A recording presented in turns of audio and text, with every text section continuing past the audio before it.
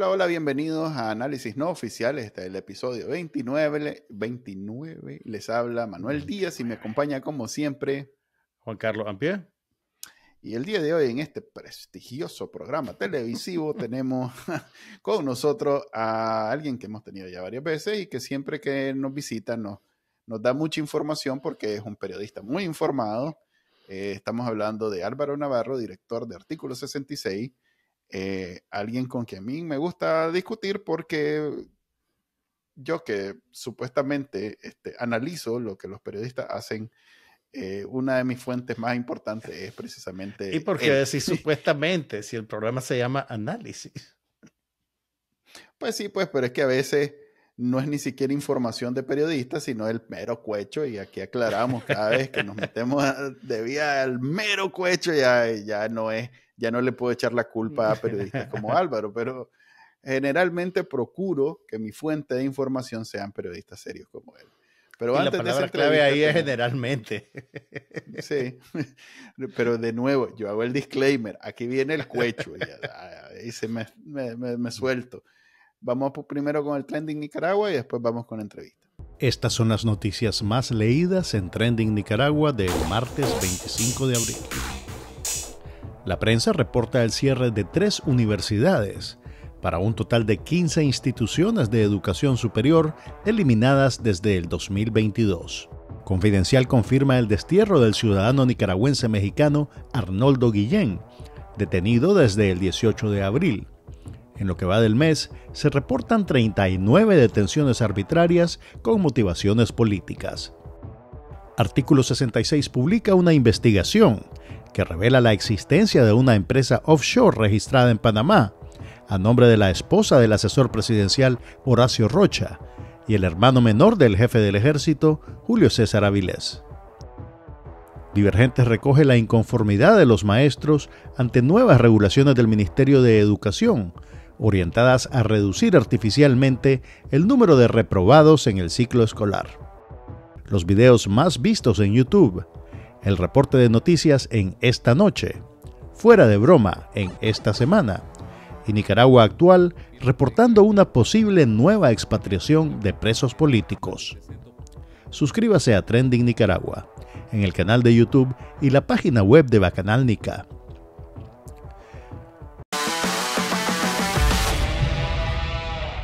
Bueno, bienvenidos a la sección de entrevistas de Análisis No Oficial.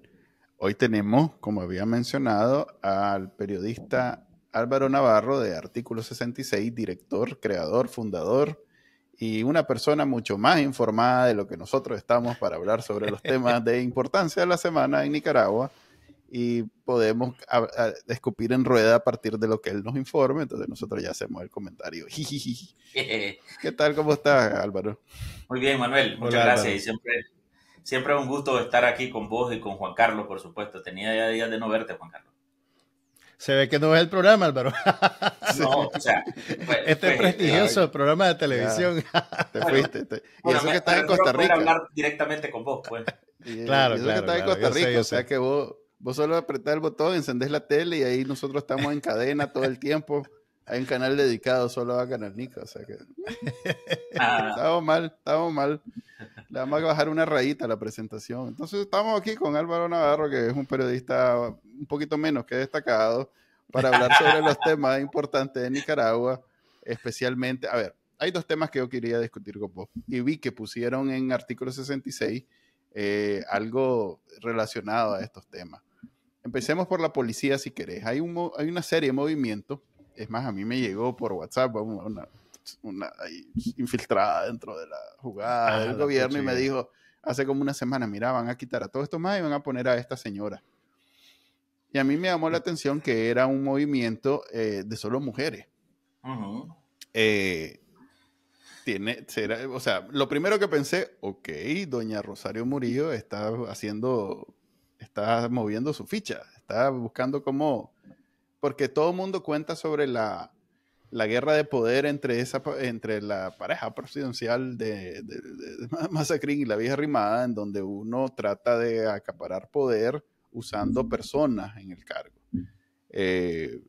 recuerdo que, por ejemplo, en la Corte Suprema, la presidenta era una ficha de uno, y entonces por eso es que de pronto echaron preso a toda el área que la apoyaba dentro de la Corte Suprema. En la policía está el suegro, el consuegro, perdón, que para mí es simplemente ¿cómo se llama? Un tapón, pues, algo para neutralizar a cualquier ambicioso o cualquiera que quiera hacer furulla ahí. Y luego están los operativos, entre los cuales estaba antes ¿cómo se llama el señor que cayó en desgracia, que lo tienen preso todavía? Montenegro, Marenco, pero que todavía aparentemente Moncada Lau sigue siendo como el enlace entre unos y otros. Estos cambios, que bueno, vos sabes mejor que nosotros, ¿qué te gritan a vos? ¿Qué te dicen a vos? Te dicen que en efecto la señora está buscando cómo conseguir más poder dentro de la única razón por la que se mantiene en el poder, siendo pues lo más claro posible, o hay corrupción que encontraron de pronto, porque eso suele ser lo que pasa, que encuentran movimientos de corrupción y entonces vienen y quitan. Ahí lo enlazo con lo que encontraron en el artículo 66. ¿Eso está relacionado a los movimientos que vimos? Mira, hay varias cosas en estos de los movimientos en la policía, y voy a empezar por el que a mí me parece que es de menos valor, pero que probablemente tiene un intento de lavarle la cara a la institución, tomando en cuenta pues todas las denuncias de crímenes de lesa humanidad que tienen encima, que es esto de designar o de nombrar a mujeres y hacer una publicación con una lista de 10 mujeres que van a ocupar cargos. Son cargos de absoluta irrelevancia en delegaciones departamentales, además. O sea, a mí no me parece que tengan ninguna posibilidad de incidir en la estructura de poder de la policía estas 10 señoras. Naturalmente, la publicación sí me parece que tiene como propósito limpiarse la cara, porque bueno, pues es simpática para una institución represiva, que usa armas, que además tiene el control de cualquier movimiento, de las voces críticas en contra del régimen y también del tema de la seguridad del país. Pues poner a 10 mujeres suena sexy, pero a mí no me parece, francamente, que sea ni efectivamente una cuota de poder, y por tanto, pues no, pues a menos que estoy seguro que no es el caso, que doña Rosario se esté conformando ahora con simples pantallazos que le pueden elevar la parada a su institución. Eso de entrada. Lo otro es, vamos a ver, los movimientos de jefes policiales ya que sí han tenido poder y que sí han controlado la represión y que sí tienen al fin de cuentas capacidad de maniobra dentro de la institución, como Valle, por ejemplo, ¿verdad? Que, bueno, lo último que se ha sabido es que lo sacaron de la delegación de Masaya, la que lo habían designado hace muy poco, y que desaparece. Francamente, eso sí me desconcierta un poco, porque Valle es un absoluto perro fiel de Daniel Ortega, o sea, y no solamente por sus acciones, sino por su discurso y por su capacidad de agitar propaganda dentro de la policía para cuadrar a su fila al lado en obediencia a Daniel Ortega. Por eso sí me tiene un poquito desconcertado de por qué lo hicieron. Creo, Álvaro, que de hecho me parece que fue Eliseo Núñez el que nos dijo esto, que el tipo de dinámica de poder que está manejando el régimen tiene que ver con hacer que la gente no se sienta necesariamente segura en su posición, que no se crean indispensables, de tal manera que la cabeza nunca comparta demasiado poder por mucho tiempo. Entonces, bajo ese razonamiento, supongo que aplica este tipo de rotación, digamos, de liderazgo. Pues, y yo lo que te quería preguntar era, ¿qué pasa con Francisco Díaz en medio de estos cambios? Yo no estoy de acuerdo con Manuel en que él sea necesariamente solo una figura decorativa. pues obviamente ha sido sancionado por méritos propios, pues no solo por ser el consuegro. Entonces mi pregunta para vos es si vos crees que habrá eventualmente algún relevo en la dirección de la policía y en qué circunstancias se presentaría eso. Mira, el relevo dentro de la policía ya está aplicado y está aplicado de facto. La información que yo tengo es que Francisco Díaz está totalmente apartado de la policía, de la estructura de mando de la policía. Y eso ocurrió desde que regresaron a Horacio Rocha. O sea, Horacio Rocha lo presentan oficialmente primero como asesor presidencial en temas de seguridad y luego le elevan el rango con rango de ministro. Si ustedes recuerdan, esa fue la publicación que hicimos nosotros a partir de decretos presidenciales en la Gaceta. Bueno, pero Horacio Rocha ni está trabajando dentro de la Secretaría del Frente, ni trabaja al lado de Daniel Ortega, ni está operando desde una oficina como está Omar Hayes Leven, al que le crearon una oficina como asesor. O sea, Horacio Rocha está en una oficina al lado de Francisco Díaz. Una de las cosas que le dieron como control total para que mostrara con qué poder llegaba a la policía fue que le dijeron: vos hacete cargo de un fondo que le daban por debajo de la mesa a policías, que se los daban en calidad no sé si de bonos, de subsidios o no sé qué, a toda la jefatura policial, incluyendo los jefes departamentales, incluyendo los subcomisionados, los comisionados que ya están como en un rango superior, pero por debajo de Francisco Díaz. Ellos tenían un bono que se los pagaban por aparte de su salario. Bueno, le dijeron a Horacio Rocha, Rochón, le dicen, que ese monto, quien lo iba a administrar era él. Él iba a decidir a quién se lo daba y a quién no. Entonces, claro, y ahí llega con plata en mano y entonces empieza a tener, a tener posibilidad de mando y de que quién se le pliega y que quién le desobedece. Y lo último que le voy a decir es que la información que a mí me pasan es que todo esto ocurre porque Francisco Díaz, y la razón por la que Francisco Díaz todavía no ha sido sacado definitivamente de la policía es porque es el consuegro, pero tiene un problema de alcoholismo. Francisco Díaz está con un problema de alcoholismo que no le permite controlar, pero que además genera desconfianza para el propio Daniel Ortega de cómo él está manejando la policía. Ok. Me viene la pregunta entonces. ¿Cómo está ahorita Daniel Ortega? A ver, solía ser que Moncada al lado era la conexión entre Daniel Ortega y la policía, aunque no hay confirmación formal de hecho, eso, yo entendía que Rocha estaba desplazando un poco el papel que tenía Moncada Lao en esa dinámica de poder.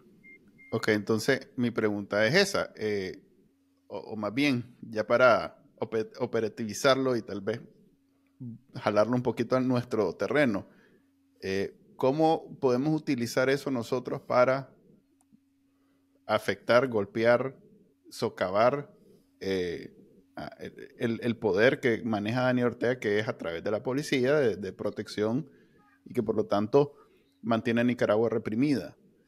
¿Ves ahí vos, que estás mucho más informado, alguna debilidad en todo esto? ¿O más bien mantiene esa fortaleza organizativa que pues desde el 2018 y desde antes había consolidado en la policía? Mira, en la policía, por lo que hemos visto, sí, efectivamente hay pleitos, hay internos, hay conspiración interna, y eso yo creo que quedó en evidencia a partir de la desaparición de Marenco. O sea, y digo desaparición porque de Marenco no se sabe ni siquiera si está en el chipote o si está enjuiciado o si lo iban a regresar. No se le ha abierto formalmente ninguna causa, ¿verdad? Ninguna, absolutamente. Y entonces ese tipo de... A ver, lo que a nosotros nos dijeron es que Marenco lo tienen primero en su casa cuando había, al parecer, una intención de él de irse del país. Lo tuvieron ahí, pero que de repente para ellos era inmanejable el tema del encierro de él en su casa, porque no le garantizaba de que no se les fuera a ir, y porque además había, pues era mostrar mucho de que tenían militarizada su casa, y entonces que le salía más fácil jalarlo para el chipote, pues, y tenerlo ahí ya bajo control, simple y llanamente por la información que él maneja. O sea, no es porque les parezca que él es un hombre peligroso, ni nada, es por la información que él tiene, naturalmente. O sea, ni tampoco hay indicios que haya buscado cómo afectar de alguna manera al comandante, pues. O sea, es solo porque potencialmente es alguien que maneja mucha información y que no vaya a ser que de pronto pase algo. Ya. Efectivamente, pues, y es más, por las razones por las que caen de gracia, según esto nadie me lo dijo a mí, sino que quien nos lo informó a nosotros fue Roberto Samcam, que él lo atribuye a fuentes de él dentro de la policía, que era porque Marenco había empezado a querer entrar en el mundo de los negocios sin la autorización, es decir, irse arriba a alguno de los suyos por temas de negocio. Entonces, bueno, él está desaparecido. Se puso emprendedor. No, se puso creativo. Sí, yo los cuentos que escuché van más allá. Dicen que ya tenía una red de prostíbulos, de bares, de esto, de droga, de todo. De eso si no regresémonos algunos años al caso Polanco, pues, y de ese mundo, de ese bajo mundo, también están, ya es conocido de que han estado metidos jefes policiales. Pues no sé si era el caso de Marenco, no sé si quiénes de los jefes en este momento estén en ese bajo mundo, pero de qué es un mundillo que eso que decís es nivel cuecho, sí, Manuel. Sí, no, yo por eso no había entrado a ese nivel cuecho porque estamos ahorita con un estándar, ¿verdad? Estamos aquí con una persona seria que es Álvaro. Sí, con una que está informada y que no debe, pero yo si me tocaba la tapa, yo saco todo el cuecho. Aquí me han dicho de todo, a mí que era el que allá que lo agarraba. Por eso, espérate. Pero lleguemos hasta que se puso emprendedor, pues. Que se puso emprendedor y que entonces le dijeron, suave, espérate, que aquí tenés que pedir permiso, porque como en toda organización de crimen organizado, el capo es el que decide, te autoriza si sí o no. Y entonces, por eso decía yo al comienzo, en la mayoría de los casos, la razón por la que dicen, mira, cayó en desgracia, es porque de pronto se fue más allá de lo que tenía autorización de parte del jefe, del patrón. Sí. Entonces, ese suele ser como una explicación genérica de por qué alguien cae en desgracia. Que es aquello que pasó con aquel del aeropuerto, que era hijo del Orlando Castillo, que de pronto tenía más reales que los mismos Ortega Murillo. Entonces, espérate, calmate, ya todo para afuera. Pues. Entonces, no hay manera de comprobarlo, pero es más o menos lo que se mantiene. Ahora, lo que sí es que, por supuesto, esa desaparición de Marenco, ¿verdad? Volviendo a Marenco, y esos movimientos que ha habido dentro de la policía, y eso de que efectivamente, pues, y Rocha es tan evidente de que llega a asumir control dentro de la policía porque aparece uniformado, o sea, es como que Hayes Leven, pues, ahora es asesor de Daniel Ortega y vuelve a ponerse el traje de general de ejército, o sea, eso es evidente que a él lo han designado directamente para que imponga poder, respeto dentro de la institución. Pero ¿por qué no hacerlo formalmente? O sea, digamos que Francisco Díaz en efecto está enfermo, pues porque el alcoholismo es una enfermedad. Sí. Si alguien está enfermo y no puede ejercer sus funciones, pues simplemente se va de permiso mientras consigue tratamiento, se separa por algún tiempo del cargo y otra persona lo suple. Mi pregunta es, ¿por qué no hacer esas cosas que son normales, digamos, en la administración del poder público y mantener, digamos, este sistema de pantallas, de dobles, de poderes detrás del trono? No entiendo cuál es la utilidad de eso. A mí me parece, que tanto para Daniel Ortega como para la Rosario Murillo debe de ser un poquito desafiante darle de baja a su consuegro, por la relación que tiene la hija de él con su hijo. Es la única explicación que le encuentro, francamente. porque ningún mérito histórico, ningún mérito combativo, ningún mérito institucional tiene Francisco Díaz que no sea por el hecho de que es el papá de una de las mujeres del hijo de Daniel Ortega. Eso por un lado. Lo otro es que muy probablemente la respuesta más llana aquí es que en la jefatura de la policía no hay absolutamente más nadie que tenga la confianza de Daniel Ortega como para designarlo en el cargo. Y lo otro es que probablemente, ¿verdad? Es lo que hubieran hecho entonces era volver al cargo a Rocha. Al cargo de jefe de comisionado general para nombrarlo inmediatamente comisionado mayor. Pero es que eso ya la ley parece que no lo contempla. O sea, que Rocha está retirado, ¿no? La policía. Te mete ruido. Así, te mete ruido. Le mete ruido legal porque no hay una figura de cómo devolver a un retirado a las filas policiales en la formalidad. Sí, porque mira, en la policía, una vez retirado Chico Díaz, alguien debe, o sea, está designado cómo va a subir alguien más. Claro. Es más, a él lo metieron como que, me acuerdo que cuando retiraron a la... Ana Julia Guido. Ana Julia Guido no fue a Minta Granera. Bueno, pero la Minta la retiran ya porque efectivamente ya esa si no le por eso. Pero una vez remitan a la Minta, venían una serie de personas y lo meten a él como, aquí va ¿por qué? Porque mi consuegro ya está, pues. Claro. Pero ya esto de sacar a alguien que ya se había metido a la vida civil y que ya había entregado la pistola y la placa, como en las películas, y de pronto estás de vuelta y vas al cargo anterior y ahora te vamos a ascender como en media hora, todo eso. En realidad que dentro de una organización que es tan delicado para ella, que es delicada para ellos, porque es lo que los mantiene en vida, los mantiene en donde están, te mete ruido. Y no querés ese relajito en la policía. Po. Y eso solo, por eso solo, yo lo digo, solo se explica con el tema de la desconfianza. Vamos a ver, no es una institución normal ya en la que pues vos permitís que hayan ascensos, relevos, pasos a retiros, nuevos jefes, nuevos comisionados. O sea, ya no funciona así porque ellos degradaron absolutamente ese papel a una institución represiva que está controlada por gente que tiene que estar plenamente comprometido con ellos. Bueno, pues por los hechos pareciera que dentro de esa jefatura que podría ascender y que podrían cubrir los cargos que vayan saliendo ya por haber cumplido todo su periodo en la policía, parece que no hay gente como en la que ellos puedan confiar, pues para que le obedezcan absolutamente las órdenes de ir a masacrar gente, pues. Sí, si bien ahorita nadie en Nicaragua está protestando, pues, aunque bueno, Semana Santa nos demostró que tampoco es una cuestión tan alejada de la realidad, digamos que es un problema latente en Nicaragua. Así es.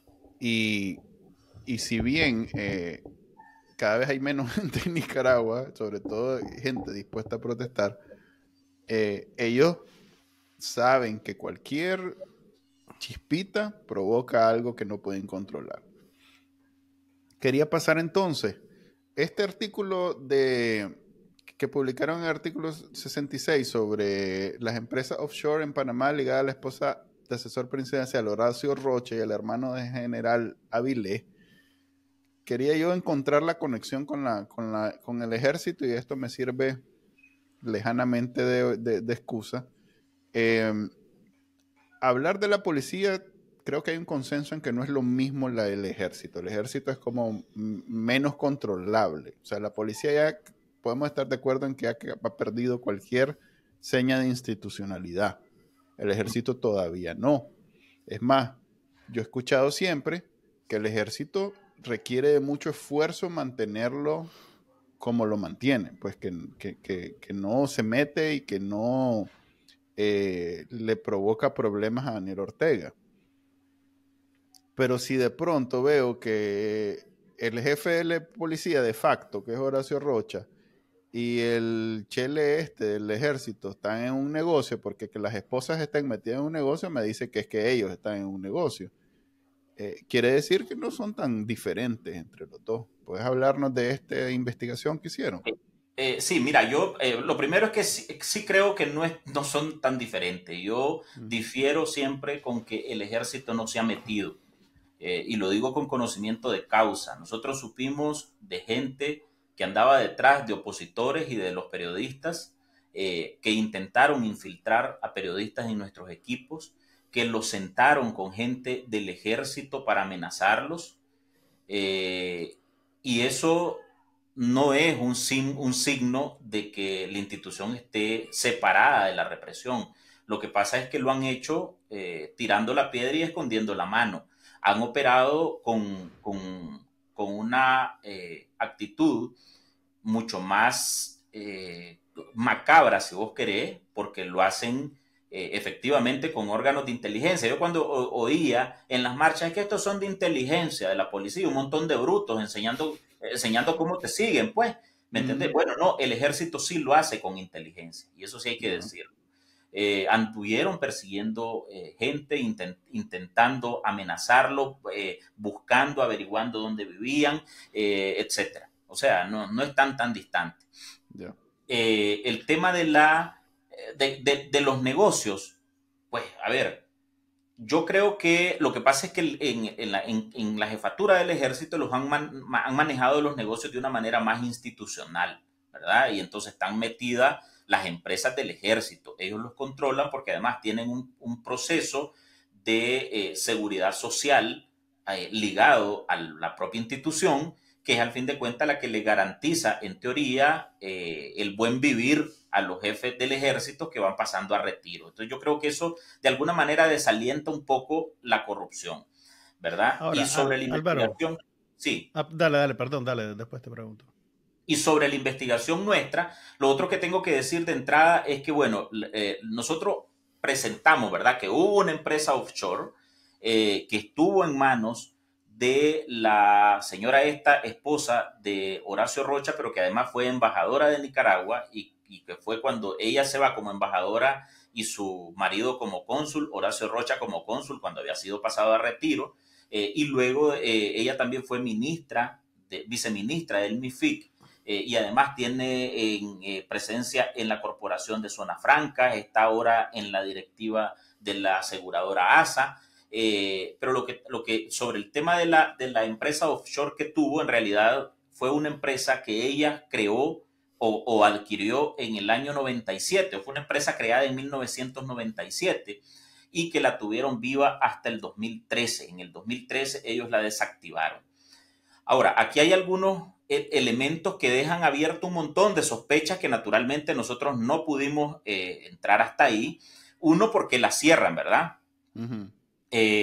Dos, es cómo es posible que ellos efectivamente tengan una empresa creada en el 97, que era en el gobierno de Alemán, del cual Horacio Rocha era jefe de escoltas. O sea, Horacio Rocha no ha estado ligado solo al Frente Sandinista, era el jefe de la seguridad personal de Arnoldo Alemán en el tiempo en el que su mujer crea esa empresa. En ese momento, Julio César Avilés era inspector del ejército, o sea, no era el jefe del ejército. Y ahí es donde su hermano aparece como socio de esa empresa. Pero además que con esa empresa aparece una socia panameña que es a todas luces una señora prestanombre. Es una abogada de un bufete panameño que está vinculado su nombre a 1040 sociedades en Panamá. Entonces ahí es donde emprendedora la señora. Pero de eso te quería preguntar. Yo recuerdo que cuando se hizo pública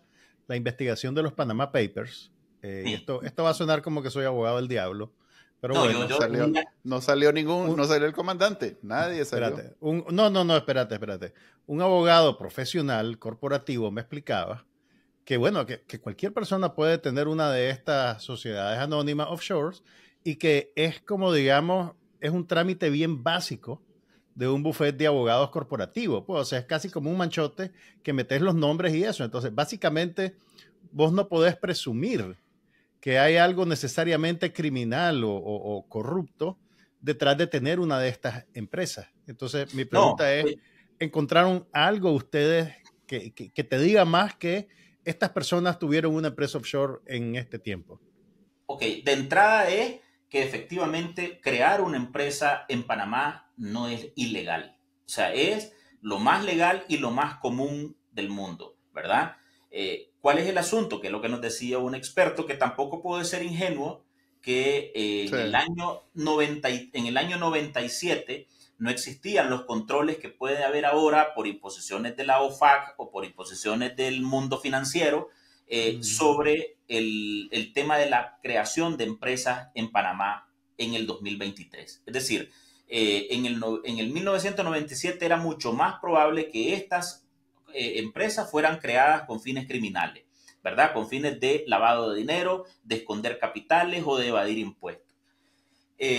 Vamos a ver, eso no ocurre necesariamente en este momento, ¿verdad? Y tampoco es que, bueno, pudo haber mucha gente que también creó en esos años empresas con fines legítimos, pero lo otro que cabe preguntarse es, sí, ¿y cuál es el récord empresarial en Nicaragua de esta gente?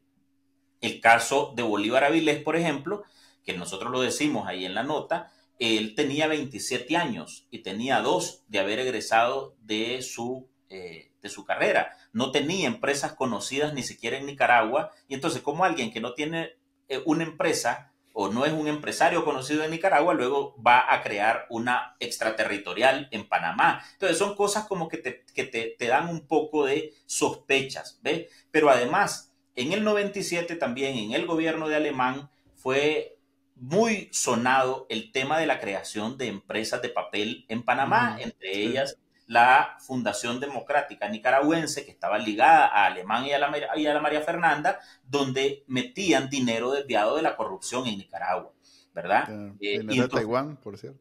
Exacto. Y entonces, por eso es que surgen un montón de dudas. O sea, en la publicación nuestra, efectivamente lo que hay son una serie de hechos, ¿verdad? Que nosotros simplemente dejamos planteados, que te siembran dudas sobre cuál es el papel de una empresa en Panamá, sobre quiénes son, porque, o sea, vale decir, ¿no? Si hay funcionarios ligados a un gobierno o no en un país que tienen la posibilidad de hacer empresas, ¿por qué las cierran 16 años después? O sea, y además, ¿qué operaciones pudieron haber pasado por esa empresa? Es a la información que no tenemos acceso, por supuesto, porque bueno, pues también hay sigilo empresarial en cualquier país. Y luego, la vinculación de la esposa de Rochón con el hermano del jefe del ejército. Sí. Eso para mí, duda, pues. Eso para mí es lo más importante de esta, por eso lo quería relacionar, pues. Yo me canso de escuchar eso, pues, que la policía y el ejército son dos cosas totalmente diferentes. Y vos mismo estás diciendo que tenés conocimiento de causa de que el ejército en efecto participó de la represión en los últimos 4 o 5 años, y que esto me dice a mí que se conocen. O sea, que si el hermano de Avilés y la esposa de Rocha tuvieron una empresa juntos en Panamá, no es cualquiera. O sea, ni yo, o sea, Juan Carlos y yo que hacemos esto, ni siquiera hemos tenido una empresa juntos nunca. Pues a ese nivel no hemos llegado. Es una relación de verdad bien avanzada en términos de confianza y de negocio y todo lo demás. Y que además la hayan hecho en Panamá, me dice a mí que esta gente en este momento, si pudiéramos, si en Nicaragua hubiera algún tipo de transparencia y de fiscalización, como en algún momento, no voy a decir que hubo, pero por lo menos existía el potencial cuando en los 90 el ingeniero, se me olvidó, Agustín Jarquín hizo el esfuerzo, pues, de fiscalizar el Estado. ¿Te imaginas todo lo que nos podríamos encontrar si esta gente tiene ya 20 años, 30 años de hacer negocios juntos? Pues es para mí eso, pues el indicio de que se conocen, han hecho negocio y en este momento podrían estar haciendo mucho más negocios, pues. Sobre todo, ahora bien, Félix, que lo tuvimos de invitado hace ya un par de semanas, nos comentó que, por ejemplo, sancionar al ejército no sería tan eficiente porque el ejército ya hizo movimientos de esos fondos y ya no necesariamente tiene su patrimonio en el sistema financiero de Estados Unidos. Entonces, que una sanción al ejército como institución no pegaría tanto porque ya no hay gran patrimonio dentro de el control de esa sanción, pues. ¿Tenés vos alguna información al respecto? Nos quedamos con la duda nosotros. Tenemos que preguntarle a alguien que sepa. Aprovecho ahorita que estamos hablando de todos estos temas para ver si tal vez vos sabés. Mira, no, tampoco sé, pero yo lo que te puedo decir es, a ver, lo que pasa es que también, y eso hay que decirlo, dentro de los opositores hay alguna gente que todavía cree que al ejército no lo deben de sancionar. Y creen eso porque pues es como quemar todos los puentes, es como que esa debería de ser la cereza del pastel, o sea, es dejarlo de último, etcétera, ¿verdad? Pero yo te puedo decir, pues, o sea, que solamente que si ya movieron todos los recursos de Estados Unidos, los habrían trasladado a Rusia o a China. Es la única explicación. Dice que los liquidizaron, los hicieron cash, pues los tienen ahí en Nicaragua, supongo, por algo. Yo lo relacionaba con esos depósitos romper récord en el Banco Central, que de pronto nunca ha tenido tanto dinero el Banco Central. Relaciono, pues, ok, sacaron todos sus reales del sistema financiero de Estados Unidos y de pronto el Banco Central está hasta la pata real. Pero acordate, yo creo que el incremento de fondos en el Banco Central está conectado con la sobrerecaudación de impuestos. Ok, no, pues sí, del año me pasado. declaro. Yo creo que más bien, no, pues ya que estamos especulando, yo creo que más bien para efectos de seguridad les conviene tenerlo en otro mercado que no sea el de Nicaragua y que sea obviamente amable a ellos. Pero ya pues ahí nos metemos en el mundo de las finanzas internacionales, que te confieso que yo con costo administro mi exiguo presupuesto. Pero sí te puedo decir que, por ejemplo, los oligarcas rusos no tenían su plata en Rusia, la tenían en Inglaterra. Y la tenían en la Unión Europea. Y por ahí es que lo han sancionado pues, en los últimos meses. Entonces claro, yo dudo que el ejército, si es que en efecto convirtió en líquidos los assets que tenía en Estados Unidos, no creo pues que los hayan traído a Nicaragua. Ni tampoco que los tenga en Europa, pues, ni en Inglaterra. O sea, o tendría... A ver, lo que sí es, pero es que es mucha plata, como para que la puedan invertir pues en empresas, y además Nicaragua está en... Mira, para nosotros lo que tiene el ejército es mucha plata, pero en China es como la cuenta de una pequeña empresa, pues, ¿me entendés? Entonces, bueno, si acaso se llevaron esa plata a China. Es posible, es probablemente la alternativa de ellos es China. Lo que pasa es que habría que ver, o sea, sería como para tenerla muy estática, porque pues en China tiene sus propias dinámicas, pues en las que no veo yo reales de un ejército de Nicaragua moviéndose en la economía china. Pues francamente eso lo veo un poquito raro. Ahora, pero volviendo al tema de las sanciones, bueno, pues pero si es que el ejército no solo es el montón de fusiles que tienen, o sea, pero si ahí están y son conocidas, porque además ellos pues han sido bien abiertos en mostrar todas sus inversiones, pues. El otro día a mí me llamó la atención que un video del hospital militar fue el más visto en el Trending Nicaragua que hacemos todos los días. Era el más visto del día, pues. Yo no sé cómo lograron eso, pero era un video comercial. Era un video pues, comercial, pues, que enseñando su nuevo equipo. Eran dos personas sentadas, así como nosotros. Dos muchachas un poquito más guapas que nosotros, hablando de las bondades de la nueva inversión en el hospital militar del ejército. Pues entonces ese tenía de pronto como 20,000 vistas en un día. Pues. Eso es que en YouTube, eso es que lo trataron de... O sea, le hicieron... ¿Podrían haber invertido en publicidad o en promoción para que figurara en los timelines? Yo más bien pienso... ¿Y eso generara más reproducciones? No, yo pienso más bien que realmente hicieron el trabajo de relaciones públicas dentro de Nicaragua y que entonces todo el mundo lo vio. Pues como que le mandaron un correo a todo el gobierno y le dijeron, vean esto. Y entonces ya todo el mundo le dio clic y lo vio y entonces ya por eso él levantó.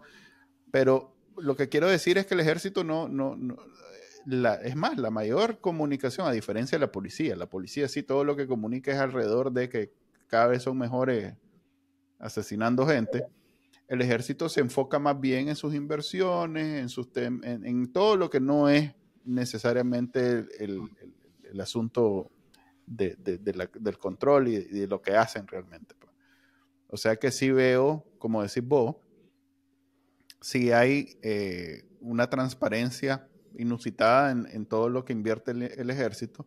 Sí. Y más allá del hospital yo no he sabido de nada adicional, pues más bien he escuchado cómo los negocios que tenían antes han ido poco a poco sufriendo por la misma crisis que ha afectado a todo el mundo en Nicaragua. Pues. Sí, claro. Si querés, aprovechando que el ejército también tiene negocios universitarios, hablemos de las universidades que acaban de cerrar, 3 universidades nuevas. Pues tal vez no son famosas ni todo mundo, ni nadie va a decir, sí, ahí fui yo, pero son 3 y ya suman 15 universidades que cierran en los últimos meses. Ni idea por qué las están cerrando. O sea, puedo entender que universidades como la UCA, que les presenta a ellos un problema de varios elementos, pues desde varios puntos de vista, pero una universidad de estas pequeñas que son regionales, ¿por qué las están cerrando? Yo te voy a decir por qué. Porque cada institución donde se reúne gente joven, por muy pequeña que sea, por muy remota que sea, puede ser un foco de revuelta, digamos. O sea, yo creo que eso está detrás de esa estrategia de controlar todas las universidades. O sea, tal vez lo que podés medir ahí es el grado de paranoia que tienen, que hasta una universidad de garaje que queda en un municipio de Jinotega, Matagalpa, no tengo muy claro cuáles son, puede ser un problema para ellos. O es algo, o es un foco. No le digas de garaje, no sea grosero. Bueno, universidades pequeñas, pues. Sí. Puede ser un foco de revuelta, pues. Entonces es mejor extinguirlo a priori. Pero no sé si Álvaro tiene otra interpretación. Ok, se te fue un poquito la voz, pero ¿qué pensás vos, Álvaro? Bueno, mira, yo sin duda yo creo que el gobierno ha demostrado una voluntad clara de controlarlo todo. Y en eso de controlarlo todo es todos los espacios donde haya alguna posibilidad de que operen libertades, de que la gente piense y de que además que se reúnan, como decía Juan Carlos. Eso en principio. Segundo, creo también una posibilidad de echarle mano a recursos económicos, a infraestructuras, a edificios que probablemente no están bajo control de ellos y que quieren controlarla, o sea, y que quieren robárselos, pues. O sea, vamos a ver, por muy pequeña que sea una universidad, ya tiene un predio con un auditorio, con oficinas, para algo les va a servir. Y esta gente son voraces, pues. O sea, todo lo que se pueden robar, se lo roban, y eso lo han dejado bien claro. Y estas universidades, pues por supuesto. Ahora, es de alguna manera extender su poder también a zonas muy remotas. Pues esta, la Universidad del Norte, por ejemplo, que tenía una sede que debe ser unas 4 o 5 aulas, pues, que tendrían en Jinotega, otras en Huihuilí, otras en no sé dónde. O sea, estaban en varios municipios. Ahora, también, y esa es la desgracia de no tener instituciones serias, creíbles, que efectivamente uno pueda confiar en que pues lo que están haciendo es un tema de control de la calidad de la educación, que a mí me parece que también es necesaria, porque no es ningún secreto que estas universidades, como decía Juan Carlos, yo creo que decía el término de garaje, porque él se acuerda que así las hemos visto desde hace un montón de tiempo. Y hemos visto así universidades por un tema de falta de calidad, de falta de inversión, que los profesores ganan 50 pesos. O sea, y yo creo que eso también necesita que sea fiscalizada por un Estado. Por supuesto que un Estado serio, responsable, respetuoso de las leyes y de los procedimientos, y además donde le midan las costillas sin ningún tipo de motivaciones políticas o de otro tipo. Y te digo esto porque en los argumentos que presentan, que están publicados en la Gaceta, de las razones por las cuales decapitan a estas universidades, igual que pasó hace algunas semanas con otras que también habían ilegalizado, que las habían cancelado, algunas de las cosas que dicen es que tenían maestrías que no están autorizadas, es que tenían clases que no tenían, pues clases, por ejemplo, sobre cuestiones científicas supuestamente que no tienen un laboratorio. Después de que habían profesores que no estaban registrados ante el CNU como parte de su planta docente. O sea, y cuando vos lees esos argumentos, lo que pasa es que, como digo, con esto no significa que le estoy dando crédito a la versión de la dictadura, porque efectivamente no lo es. O sea, de la ONG que han aniquilado, han dicho que no han presentado juntas directivas, que no presentan estados financieros, cuando todos hemos sido testigos de que hubo organizaciones que llegaban al Ministerio de Gobernación a dejarle su documentación y le echaban a la policía para que no se acercaran a los portones. O sea, y así, ¿cuándo vas a poder cumplir? Entonces, no, por supuesto que eso podría ser igual que esté pasando en las universidades, pero lo que te digo es, hay argumentos que ahora lo único que nos queda son dudas, pero si fuera cierto, pues temas de calidad, temas de control docente, temas de control de asignatura, que también está por verse si son ciertas, pues, y es verdad de que hay en medio de toda la cantidad de universidades que se autorizaron en Nicaragua, hay algunas que sí, que son universidades de garaje, pues, que no tienen ningún rigor en cuanto al cumplimiento con todas sus características y sus especificaciones que debería de tener académicas, pues, para generar efectivamente profesionales de valor para el país, pues. Yo me acuerdo siempre de una que se llama, creo que la American University. Pues que el título, el artículo era en español. Por la Parrales Vallejo. Ahí sí, está, pero, sí, esa no la han aniquilado. Oíme, pero ninguna le llega a la universidad. ¿Cómo es que se llama? A la Universidad Rigoberto López Pérez, que se rinda tu madre. Sí. o aquella, me acuerdo, la Universidad de Managua, campus en León. Ok. Esa es la universidad más bien. No es Rigoberto López Pérez. Creo que lo dijiste por chafiar, Juan Carlos. No, así se llama. ¿Cómo se llama? Leonel Rugama, que se rindió. Leonel Rugama. Me equivoqué de héroe y mártir, sorry. Sí, tienes que tener tu héroe y mártir en sincronía. No puedes estar... Son demasiados. A vos te falló la revolución, la gloriosa revolución sandinista de los 80, te falló completamente. Me siento como... Dale. Ok, bueno, esas son las dos noticias que han estado ahorita en la palestra, para usar una palabra requemada. Pero yo quiero retomar una que la semana pasada tuvo mucha resonancia. Y es la visita del señor ruso a Nicaragua, que, pues, creo que estuvo el aquí. El canciller Lavrov, para ser más exacto. El señor ruso. Señores rusos hay un montón, Ok, pues, pero por referencia todo el mundo sabe que estamos hablando del canciller de Putin en Rusia. Tuvo bien poco, pues no, yo creo que ni durmió en Nicaragua, estuvo como 2 horas, 3 horas. Sí, fue a Venezuela, pasó por Nicaragua y terminó en Cuba. Los sandinistas le sacaron todo el jugo que pudieron a la visita.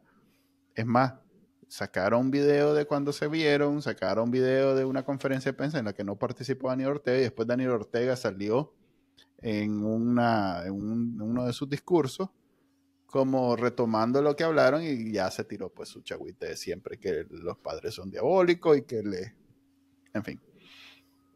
Vos de esa reunión en donde yo nunca veo un entusiasmo de parte de los amigos de Daniel Ortega, porque yo lo que veo es que le dijo, ok, me parece bien que no se hayan dejado montar el golpe de Estado, estoy parafraseando obviamente, felicidades por eso y dale pues bye. Eso fue lo que yo entendí de esa visita. Pues ya que el mae interpretó como que somos hermanos y que vamos a dominar el mundo y que nosotros somos no sé qué.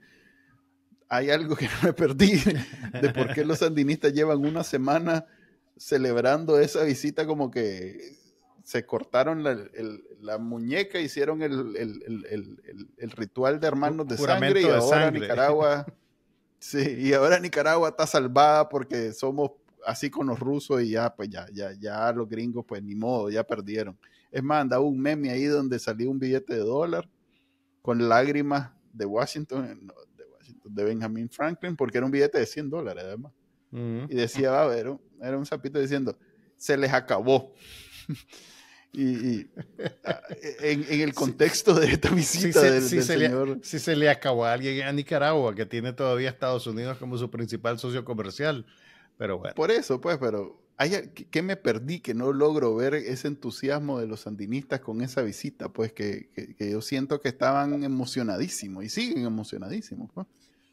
Mira, no solo con Rusia, o sea, ellos han estado en un afán de propagandizar como grandes logros, pues, el tema de la venida de algunos funcionarios chinos. Chinos también, sí. Porque sí, yo creo que ellos están queriendo venderle a la gente ese cuento, esa fantasía de que ya mañana se terminó el imperio norteamericano y dejamos de depender de Estados Unidos, dejamos de depender del dólar, y entonces ustedes van a ver los buques saliendo del canal interoceánico de Nicaragua para Rusia y para China.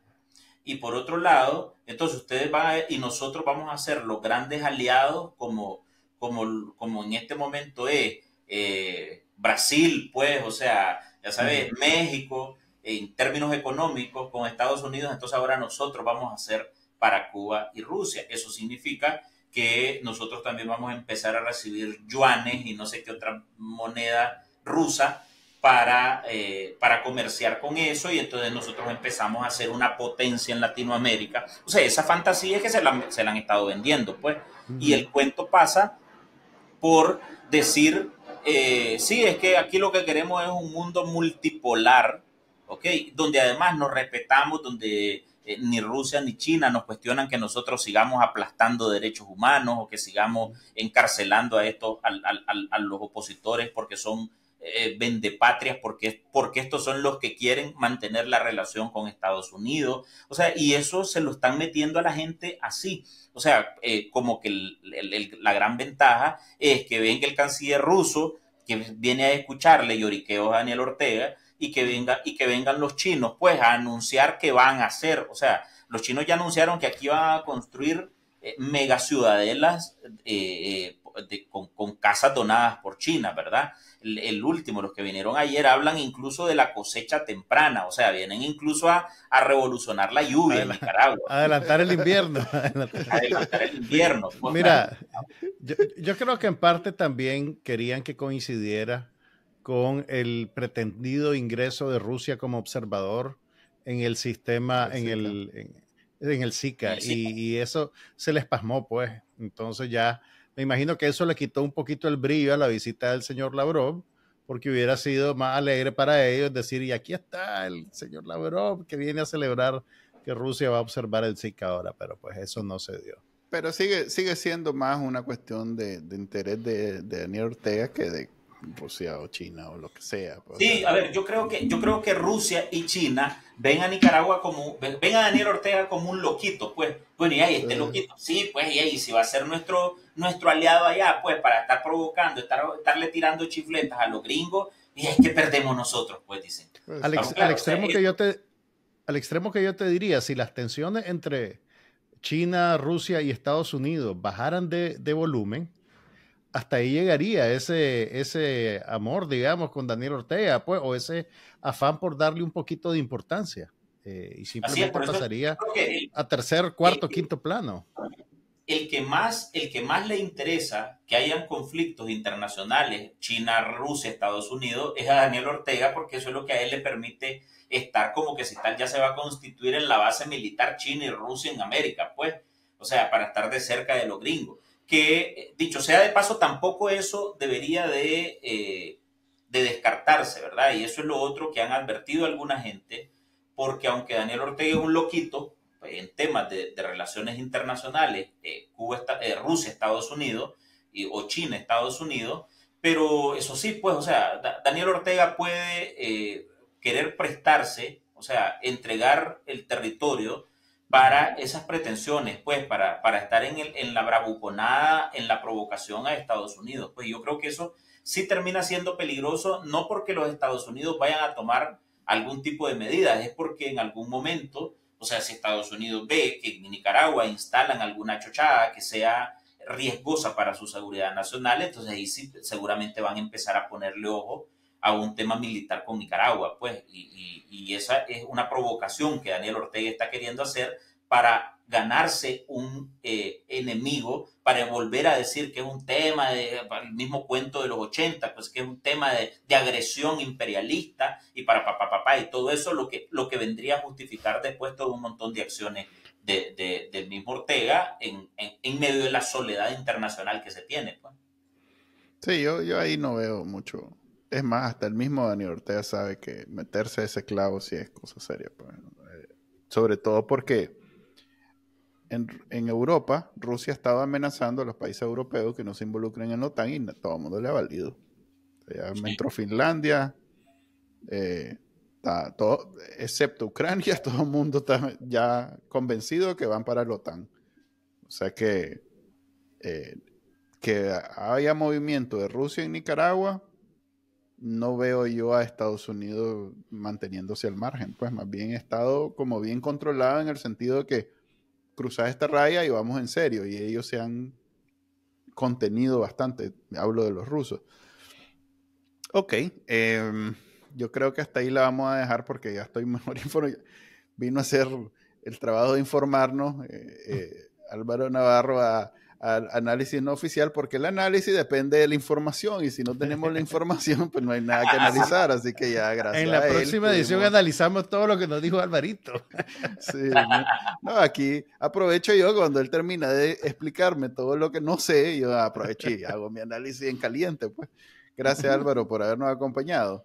Gracias, me queda pendiente leerme completo ese artículo y esa investigación y he estado viendo que han estado publicando así especiales recientemente, así que les recomiendo visitar Artículo 66, que sí, además de las noticias de todos los días, siempre tienen un especial reciente.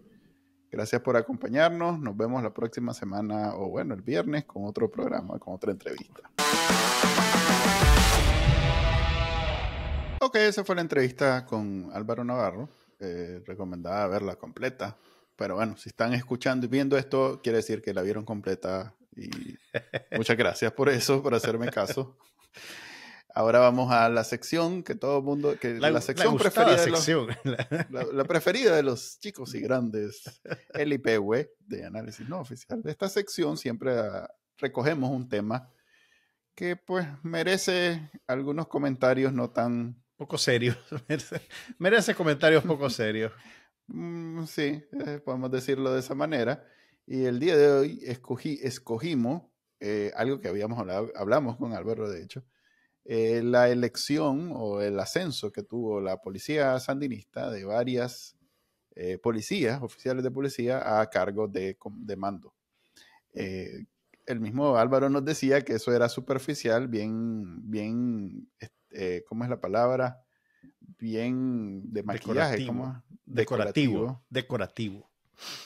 Eran unos cambios así bien decorativos, pero que eso no impide que los medios del poder ciudadano y la granja de troles de Farm, de la granja de troles en Telcor, esté ahorita emocionada publicando que en Nicaragua la igualdad de género es tan fuerte que acabamos de poner a tantas mujeres en cargos de mando y lo que tenemos que decir nosotros es que realmente Nicaragua es el país donde la equidad de género vino a morir. Básicamente, o sea, todo lo bueno que existe alrededor de la equidad de género, Nicaragua es como la negación de eso. Y a todas estas nuevas líderes de la policía, hay que recordarles lo que le hizo el régimen. Bueno, no le hizo, porque ella también, digamos que fue fue cómplice necesario. Fue cómplice necesario, digamos, de el triste papel que terminó jugando, pero básicamente cualquier esperanza sobre un liderazgo femenino efectivo se convirtió en un ejemplo de lo peor que le puede pasar a la ex jefa de policía, Aminta Granera, que incluso en algún momento hasta la gente decía que podía ser una buena candidata presidencial y en la encuesta salía con mucha credibilidad por encima de otras figuras del gobierno. Pues le decimos gobiernos porque en aquel entonces pues todavía navegaba con bandera de gobierno, pero pues básicamente Aminta Granera terminó demostrando que incluso los liderazgos femeninos pueden corromperse por este sistema. Entonces, la verdad, la celebración a vos no te da mucha confianza entonces que sean mujeres las que están ahí. Yo me acuerdo que cada vez que iba a renovar mi licencia, la jefa de la policía de tránsito, bueno, ya estoy diciendo, era una mujer y nunca me trató mejor que es más bien me trató peor que los policías de tránsito varones, pues. O sea que no siento yo que haya aquella diferencia de trato y de... pues que no quiero decir que sea un prejuicio, pero sí uno espera que al ser mujeres sea un trato a la población un poquito menos brusco. Mira, con esto yo no quiero minimizar el problema de la inequidad, que realmente es un problema real y patente. Lo que sí quiero compartir es que el régimen utiliza este problema para convertirlo simplemente en una herramienta de propaganda. Y en Nicaragua realmente la única mujer que tiene un poder real es Rosario Murillo y no lo tiene necesariamente por mérito propio. Y también cuando posicionan a mujeres en cargos de alto perfil, básicamente terminan instrumentalizándolas para cometer crímenes de lesa humanidad, como es el caso de la ministra, bueno, ahorita no es ministra, es como pseudo ministra secundaria, pero Sonia Castro, asesora de la presidencia para asuntos de salud. Sonia Castro es un ejemplo de una mujer que está en un cargo de dirección muy importante y básicamente se convirtió en cómplice de crímenes de lesa humanidad en el contexto de la represión a las protestas de abril. Entonces, cuando ustedes vean uno de esos posts en plataformas de redes sociales celebrando la equidad de género en Nicaragua, recuerden para qué están promoviendo la equidad de género en Nicaragua. Pues estamos hablando de un gobierno que es manejado como un negocio familiar y el negocio en realidad es manejado como un cartel de esos de narcotráfico en donde pues, matar y asesinar y todo lo demás es parte del negocio. Yo he notado como estás diciendo vos, cuando los sandinistas necesitan debatir, entre comillas, perdón, en un plano internacional, ya sea en redes sociales o entrevistas en medios internacionales, cuando no tienen a qué recurrir porque de pronto les dicen que las violaciones de los derechos humanos certificados por la ONU, los presos políticos, los padres, en fin, los abruman con todas las, ¿cómo llamarle? Todas las cosas buenas que hacen los sandinistas. Ellos sacan esta carta como la gran carta de muestra que son desarrollados y que son progresistas y que son gente de ética y de no sé qué, hablando de que están en 6º lugar en el mundo de equidad de género, porque los que hacen estos barómetros en realidad se concentran en los números. Pues se concentran en lo formal, realmente. Pues. Y en Nicaragua, en efecto, hay una ley que obliga al Estado a la contratación de mujeres y obliga en las elecciones a los partidos que tengan la mitad de mujeres y la mitad de varones. Y todo eso provoca entonces que en números, por lo menos, Nicaragua se vea como un país avanzado en términos de género. Pero en la realidad, como estábamos hablando aquí, es muy fácil desbancar ese supuesto avance, ese supuesto progreso. Sobre todo cuando la vicepresidenta, copresidenta, que en varias ocasiones Daniel Ortega ha dicho que más que una vicepresidenta, una copresidenta, más bien si tenemos un dictador sanguinario de presidente, si ustedes preguntan en general a Nicaragua si la señora es mejor o peor, en la mayoría de los casos les van a decir que es peor. O sea, ¿de qué sirve que sea mujer si de todos modos es peor que... O sea, la idea de tener a mujeres en cargos de poder sí, precisamente es para cambiar esa dinámica y toda esa historia en Nicaragua es muy presente. Esa historia conservadora de abusos, de explotación, de no sé qué. Y la verdad es que en Nicaragua tenemos a doña Violeta, que fue presidenta y que ayer precisamente celebramos los 33 años de su toma de gobierno como presidenta. O sea que tampoco es como que estamos necesitados de una nueva figura, de un ejemplo, de una nueva figura de equidad de género. O sea que felicidades a las policías que acaban de subir y que a partir de ahora pues van a tener que responder al llamado de la señora diciendo vamos con todo y sacar a los policías y si hay niños, si hay mujeres y si hay lo que sea, yo no sé cómo vas a hacer, pero me vas a quitar esa protesta inmediatamente y van a tener que cumplir la orden. O esa procesión, pues, porque acordate que ya no tiene que ser protesta con que saquen a un santo y hay problema. Ese bautizo, yo no sé cómo va a ser, pero ese bautizo me lo va a desmantelar y ahí va la pobre, bueno, no la pobre, pero sí la policía, a ver cómo hace para cumplir los deseos de la patrona. No estuvo muy divertido el Wipehue, pero... No. Tenemos que afinar esa capacidad, ese método de selección. Sí. Tal vez deberíamos de tomar preguntas del público. Lo cual significa que sea en vivo y no lo vamos a hacer en vivo, así que más bien nosotros afinemos. Así que de vez en cuando les va a tocar un IPV así, sobrio y sin más bien chiste. Sí. Más bien me dejó ahuevado. Te dejó ahuevado. Bueno, terminemos pues y con suerte el viernes hay algo más divertido. Así, este fue el episodio número 29 de Análisis No Oficial. Lo pueden ver en el canal de YouTube de Bacanalnica o escuchar en los directorios de podcast que hay todo en internet. Nos vemos el viernes.